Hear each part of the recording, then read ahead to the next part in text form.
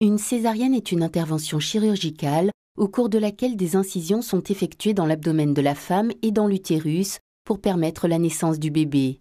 Dans certains cas, la césarienne peut être planifiée, mais la plupart du temps, le besoin de césarienne devient évident après le début du travail, lorsque des conditions anormales rendent un accouchement vaginal dangereux pour la mère ou pour l'enfant.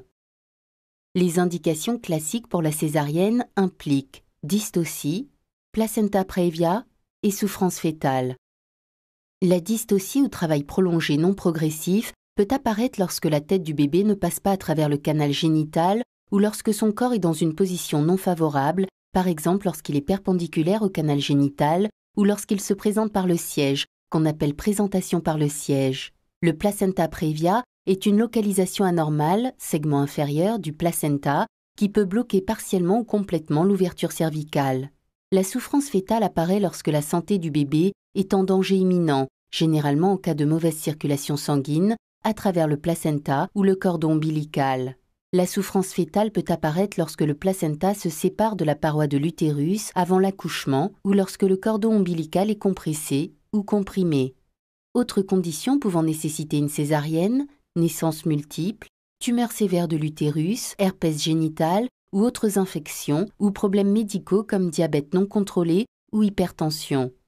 Votre médecin peut effectuer un test aux ultrasons et un contrôle cardiaque du fœtus pour décider si le bébé doit naître par césarienne. Lorsqu'une césarienne devient nécessaire, vous devez vous préparer pour subir une opération chirurgicale. Si elle n'est pas encore en place, une ligne intraveineuse est installée et un cathéter est inséré dans votre vésicule biliaire pour drainer l'urine. Dans la salle d'opération, vous êtes anesthésié. Dans la plupart des cas, une anesthésie rachidienne est administrée pour engourdir la partie inférieure de votre corps. Mais parfois, une anesthésie générale peut être nécessaire. Votre médecin commencera par effectuer une incision dans votre abdomen. Il s'agit d'une incision verticale, juste au-dessous du nombril, au sommet de l'os pubien, ou plus fréquemment d'une incision horizontale, transversale, juste au-dessus de l'os pubien.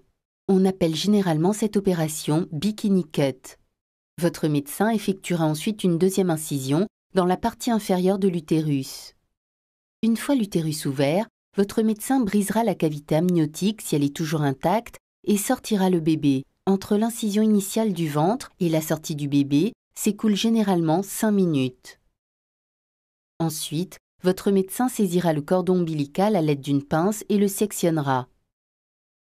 Retirera doucement le placenta et recoudra correctement votre utérus et votre ventre. Cette opération dure environ 45 minutes.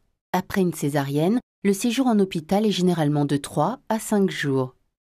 Pendant cette période, on vous encouragera à allaiter, à faire des siestes lorsque le bébé dort et à sortir souvent de votre lit. Bien que la plupart des patientes sont en mesure de s'occuper de leur bébé après l'intervention, il faut compter 6 à 8 semaines pour une récupération totale.